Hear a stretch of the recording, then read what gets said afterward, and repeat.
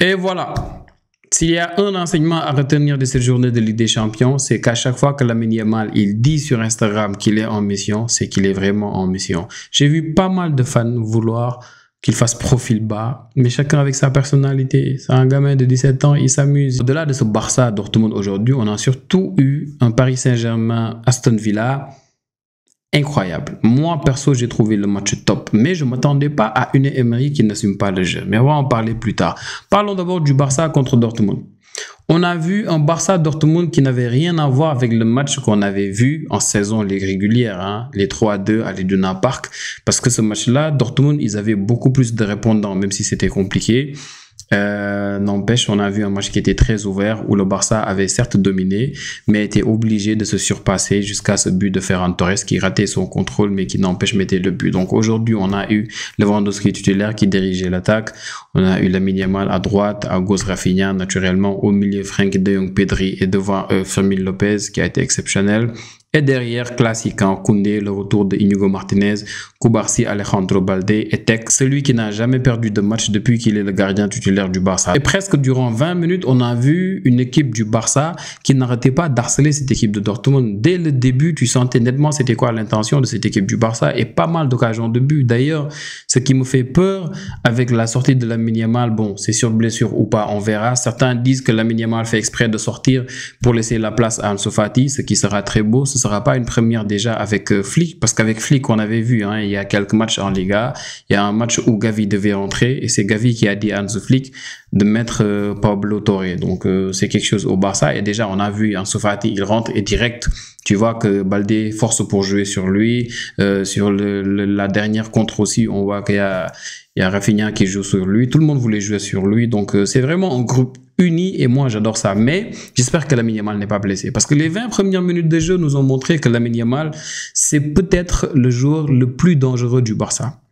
Le danger venait systématiquement de son côté. Même si à un moment donné, Rafinha en tant que faux neuf, que j'ai dit faux neuf, mais même si à un moment donné, Rafinha en tant que faux ailier était exceptionnel. Les appels dans le dos de la défense de Rafinha étaient exceptionnels. Pedri qui le servait tout le temps et qui le servait au millimètre près. Rafinha qui était exceptionnel. Ses passes en retrait ne trouvaient pas systématiquement un pied, mais il était très dangereux. Donc pendant plus de 20 minutes, c'était un Barça qui était très dangereux, mais qui n'arrivait pas à avoir le dernier mot. Jusqu'à cette faute sur Koundé, jouée par Fermin. Fermin qui a fait un match exceptionnel. Il aurait pu marquer beaucoup de buts. Fermin qui centre au deuxième poteau pour Inigo Martinez. Il dévie pour Cubarsí qui met son pied, mais malheureusement Rafinha, bon, je pense qu'il y a le flair de l'attaquant qui le poursuit un peu, qui met son pied. Je pense qu'il n'avait pas compris que la balle était déjà dedans. Heureusement, parce qu'il était à ça d'être en position hors jeu. Rafinha, il dit après le match qu'il s'est excusé auprès de Cubarsí, qu'il ne savait pas. Bon, on le comprend. Rafinha, ses stats sont assez hallucinantes actuellement. Rafinha, non seulement c'est la meilleure campagne de Ligue des Champions d'un Brésilien, je parle des statistiques, hein, parce que dans le jeu réel, chacun sa préférence, mais il égale la saison 2011-2012 de Léo Messi. Messi avait joué 11 matchs. Rafinha, actuellement, il est à 11 matchs. Le classement ne s'arrête pas là. Rafinha, il est à égalité avec Messi, mais il y a Lewandowski et Cristiano Ronaldo qui sont devant. Lewandowski, il a eu en 2019-2020 20 buts et pas décisifs. Cristiano a eu en 2013-2014 21 buts et pas décisifs. Donc, Rafinha, il lui reste le match retour en Ligue des Champions là, en quart de finale, les 2 matchs en demi-finale et peut-être la finale. Actuellement, à ce niveau-là, à cette étape de la compétition, on peut déjà dire que c'est le meilleur joueur de la Ligue des Champions depuis le début de la saison. C'est pas juste à cause des stats, c'est dans le jeu. Et actuellement, je pense personnellement que ce sera très compliqué pour quelqu'un de placer un autre joueur devant pour la course au Ballon d'Or. Même si j'aime pas parler de Ballon d'Or à cette étape de la compétition, juste que les stats parlent d'elles-mêmes. Il a été tout le temps décisif à chaque match important du Barça et c'est ce genre de joueur au fait dont le Barça a besoin dans ce genre de match-là. Aujourd'hui contre Dortmund, c'était un match qui, au bout de 20 minutes, tu te dis c'était peut-être compliqué pour le Barça et il a fallu un Rafinha pour mettre son pied même s'il vole le but, mais après il a été décisif avec les passes. Après on a vu, hein, Rafinha il est passé sur le côté droit à la sortie de Lamine Yamal et à l'entrée d'Ansu Fati qui allait sur le côté gauche. Ferran Torres aussi est venu. Sinon, j'ai trop kiffé aujourd'hui le match de Frenkie de Jong et de Pedri, encore une fois. Lamine Yamal, le danger vient presque tout le temps de son côté droit, mais au milieu, si on n'avait pas des joueurs comme Pedri et Frenkie de Jong, on allait vraiment souffrir. on allait très sérieusement, réellement souffrir. Donc, 4-0, finalement, on a dominé cette équipe de Dortmund. C'est ce genre de match-là qui rassure quand on le voit du Barça. Même si dans les efforts, dans les courses, tu sens des fois que c'est compliqué. La première période, on l'a terminé assez mal. En deuxième période, ils ont eu pas mal de chance, surtout avec le fait qu'ils aient inversé Gittens et Adeyemi. Adeyemi, c'est lui dont je me méfiais le plus. Mais finalement, on a surtout eu un Guirassy qui a pas mal raté aujourd'hui. Guirassy, déjà, bon... par rapport à son positionnement, il était souvent hors jeu, mais il était tout le temps dans une position hyper intéressante. Et à 2 reprises, il a manqué la balle de ça pour pouvoir vraiment tromper Tech. Donc aujourd'hui, un match correct du Barça. Défensivement, la ligne défensive a été au top. Au milieu, rien à dire. Fermín López aurait pu marquer peut-être 2 ou 3 buts aujourd'hui. Fermín López, encore une fois, moi, je le kiffe parce que c'est le même profil à peu près avec Dani Olmo. Le seul truc qu'on peut voir de plus que Dani Olmo peut avoir, c'est cette facilité-là dans la surface à prendre son pied gauche ou son pied droit. Dani Olmo, dans la surface, il ne réfléchit pas. Du pied droit comme du pied gauche, il est dangereux et il a le flair qu'il faut. Dani Olmo, c'est du tic-au-tac qui s'est combiné avec tout le monde. Et Fermín, des fois, il y a cette petite latence-là qu'on sent chez lui, mais c'est à peu près les mêmes profils et c'est ça qu'on aime voir. Donc actuellement, le Barça fait une saison exceptionnelle en Ligue des Champions. Le match retour sera dans une semaine. Espérons que Lamine Yamal n'ait pas eu quelque chose de grave. Avec Ansu Fati qui a joué aujourd'hui quelques minutes, il y a peut-être un peu d'espoir. Peut-être qu'il va jouer en Liga ce week-end. Espérons. Ce serait une très bonne chose pour lui, qu'il soit en jambes pour cette fin de saison. On aura besoin de tout le monde. Donc, c'était ça un peu le match du Barça. Sinon, on a assisté à un match exceptionnel entre le Paris Saint-Germain et Aston Villa. Donc, je vous disais que moi, je ne m'attendais pas à ce que Unai Emery il fasse son bloc bas, qu'il reste derrière, qu'il attende les Parisiens. Bon, du coup, la conséquence de ça, c'est qu'il a été fatigué. Il a été fatigué. La défense a souffert.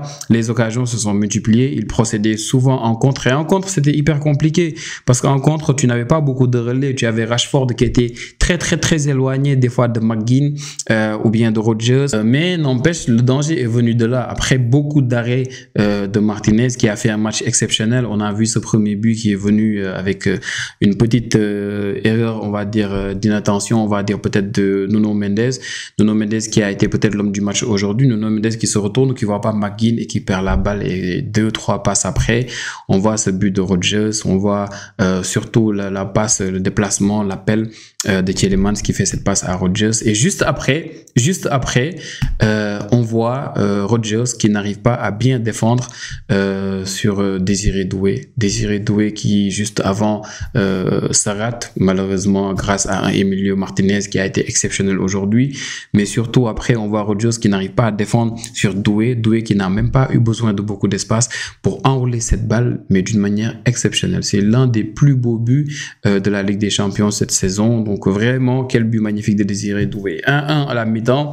Retour en deuxième période aussi, on a vu un Paris Saint-Germain qui n'arrêtait pas de dominer, toujours Aston Villa qui avait du mal à assumer le jeu, et c'est comme ça qu'est venu le but de Vara, un but où l'angle était incroyable. L'angle était vraiment incroyable du pied gauche comme ça. Je ne sais pas si Martinez ici attendait, mais exceptionnel, rien à dire. En fin de match, le but de Mendes qui aura eu un but, une passe décisive dans ce match-là. Donc 3-1. Je pense que l'avantage est déjà là, hein, parce que ça va être très compliqué pour Aston Villa de prétendre à plus, surtout quand on vient en mettant un tout petit peu le bus comme ça. On va voir les stats. Les stats, ça donne quoi? 75% de possession pour le Paris Saint-Germain. 75% de possession. Ils ont cadré 10 tirs le Paris Saint-Germain contre 2 pour Aston Villa. Donc avec cette manière de jouer là à l'extérieur, je ne sais pas si à domicile il peut proposer plus. Ce sera très compliqué en tout cas. On va voir ce que ça va donner. Sinon aujourd'hui, il y a une chose que j'ai oublié de dire, c'est que Lewandowski a été exceptionnel.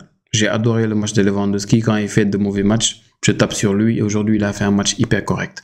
Il faut l'avouer, il a été présent quand on a besoin de lui et il a mis des buts d'attaquant. Surtout ça, il a mis des buts d'attaquant. Le premier comme le deuxième. Le premier est beaucoup plus compliqué même parce que le premier, il a fallu cette passe-là de Lamine Yamal pour Rafinha qui dévie pour Lewandowski qui met sa tête.